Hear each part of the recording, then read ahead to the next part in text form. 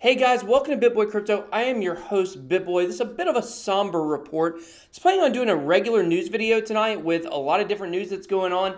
However, there's one story that I felt like we need to talk about above everything right now because it's very important and it really runs along the vein of what we say so much when we say do your own research. The thing about cryptocurrencies, we don't always know what to research. So I'm going to give you guys a little heads up on something that's going on. It's possibly an exit scam. At minimum, it's a bad situation. It's involving the cryptocurrency Oyster Pearl. So before we go any further though, make sure you are a subscriber to our channel. Become a member of the Bit Squad. All you got to do is click the subscribe button, hit the bell for notifications, drop a like while you're at it, and you are part of the Bit Squad. As a member of the Bit Squad, you have the opportunity to win $500 worth of Ethereum and merch for October and November. Drop a comment and a like on all of our videos in October or November, or October and November, to get your maximum number of entries. Okay, guys, this is involving a pretty big project. I don't know how high it's been in the past. I know it's definitely been in the top 200 at some point. It is the project Oyster Pearl. Now, we've talked about this project on news videos a lot. Not recently, but in some of my earlier videos, we talked about this project. We actually announced the day when they switched CEOs, and we talked about how it was a little bit weird that their CEO was anonymous and nobody knew who he was. Even people on the team supposedly didn't know who he was, but they brought in a new guy, William Cordes, and he was supposed to be the guy that was supposed to take over the project, the new CEO from the previous founder, Bruno Block, or I guess he would always be the founder. But Bruno Block moved, which is kind of a weird name. It's like an anonymous name, right? Bruno Block. And then he moved actually to the chief architect of the project. Well, as you guys can see today, the price is down 63% basically. And then if we pull into the one-day chart, you'll see that it basically dropped off of a cliff today, as you can see here. And there is a very big reason for this, which is the fact that there has been an incident, I guess would be the best way to say that. So it's down 63%, like I said. It's not good.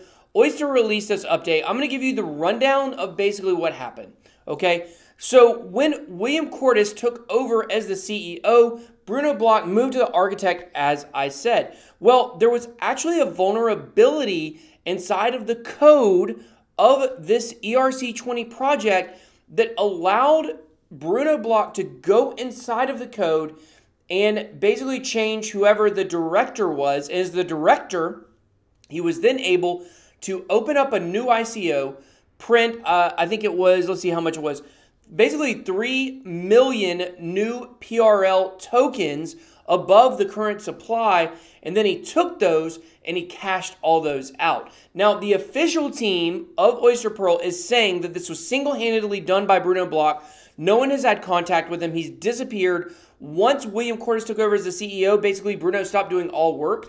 And the timing of this is also very interesting. The reason why the timing is interesting is because KuCoin, where Oyster Pearl is listed at, as of November 1st, are going to implement KYC requirements. So that meant that Bruno had basically either today or tomorrow to be able to do this scam, pull all of this money out and be able to withdraw it, because at that point, in a couple of days, he would have to do KYC, and then he could no longer keep his anonymity. So that is why this happened. The team is blaming him for all of it, and the team is even saying that, like, even the CEO of Pearl is saying that he never knew who Bruno Block was.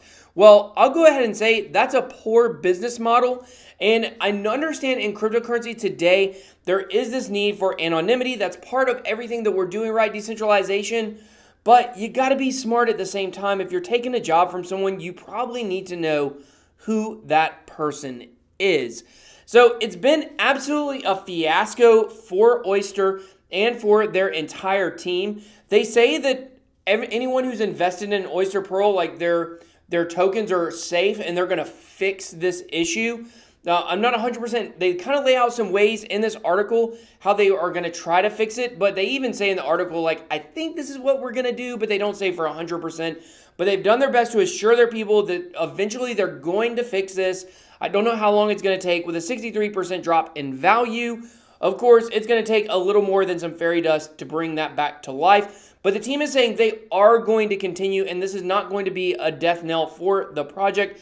If you don't know about Oyster Pearl, it's basically similar to something like storage, where it's a new way of data and file sharing involving sharding. It's supposed to be on the IOTA tangle, I believe, or they're at least affiliated with IOTA in this project. So it's been a bad situation. However, the money that Bruno took was only about 1.5% of the project's total value, or of the total amount of tokens that they have. So because of that, there might be a way that they can fix it because it was such a small amount, but it was still $300,000 worth of tokens. And you can actually pull up the Ethereum address that all of this went through, and you can see where he transferred out, right here, he transferred out 24 Ether, 20 Ether, 186 Ether, 175 Ether, 173 Ether. You can click here and you can see basically all of the tokens, the PRL tokens that he was sending out. So it was absolutely crazy. Right now, he's only got $2,800 in here, which means basically he was able to transfer out almost all $300,000 worth of the tokens that he had stolen.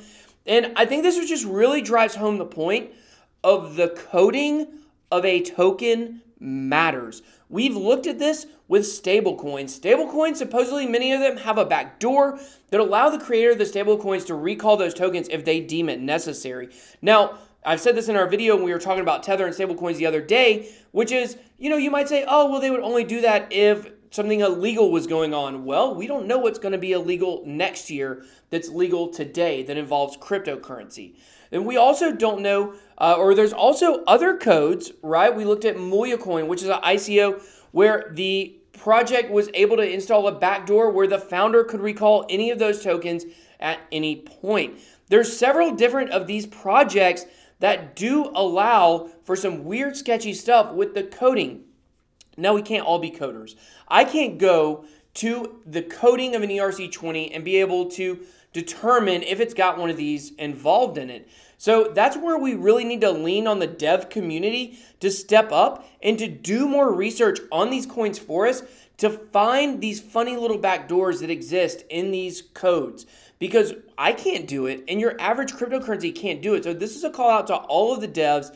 If there are projects on CoinMarketCap or ICOs that you see people talking about, help us out. Go and look at those codes and let us know if there's something sketchy going on with it. So Oyster put out this statement. It only had like 8 comments on the actual post that they did introducing the article that we just read. I thought that was pretty interesting that there wasn't that much interaction, but a lot of people are saying, and I do have to get this allegation out there, a lot of people think that Bruno was not the only person involved in this, that it does extend further to other members of the team, and I have nothing to base that on other than that's a rumor people are saying and an allegation, but only time will tell if the Oyster Pearl team is able to completely clear their name and separate themselves from Bruno, someone who we don't even know who he is, or if it's a she. We have no idea who it could possibly be. Could be Vladimir Putin. Oh, that's not a serious accusation, please. Don't poison me, Vladimir. Okay, this is QuantStamp. QuantStamp is an auditor of smart contracts, and a lot of people have seen people such as Superman talk about this project. A lot of people really like it, and you can basically go onto their website and do an audit. Well, coincidentally, Bruno Block actually had a report done on this project. I can't see, on June 19th. This is right around the time when they were doing the transition. I believe it was in June when they did the transition from Bruno Block as the CEO to William Cordes. And this is what the vulnerability showed. It showed there was only one warning out of the whole entire code, and it was under the area of assertion failure. And that says an indication that another potentially critical flaw occurred upstream. Overall severity medium. So out of all of this project and all of the smart contract here, it was only able to find one medium alert or warning that could have shown there was a problem with the code that could have allowed for something like this. So I'm not really sure what this says about the quality of the QuantStamp reviews. And in the article, William Cordes says that they actually had 3 independent audits done and none of them showed that this was a possibility. So once again, this is why it's up to the dev community to really hold these people like QuantStamp accountable to make sure that the way that they audit these projects is on the up and up and that it's good, right? Because QuantStamp is charging people to come get audits done, and so that creates a weird relationship when you're paying, kind of like we see with Tether that wants to pay for their audits. I'm paying you money to audit me, so in a weird way, that almost means that I have a power over you in your auditing prowess, if you will. Because I'm paying you, like, I kind of expect a good audit, right? I don't want to see something that says my project's terrible. I'm paying you money. So just something interesting to keep in mind with these independent audit report websites. Here's a look at the team real quick. Bill Cordes, I keep calling him William. You might call him Will, Mac, Billy, or Buddy. It's from a song. I don't know if y'all know that. I call him William. I'm more formal. But as you can see, even on the website, and I don't think this is very good. I think they should have fixed this already. Even on the website, it still has Bruno Block as chief architect. You may want to take that down if you're saying he's throwing your entire project under the bus and stealing money. So it's just a bad situation all the way around, guys. And this really goes more to prove the point. We're so early in cryptocurrency, we don't know the things that we need to watch out for. I've talked about this project before. I've said good things about the architecture of what this project was trying to do. And now I feel terrible about that. But of course, there's no way that I could have known that someone from the team internally was going to perform this kind of action.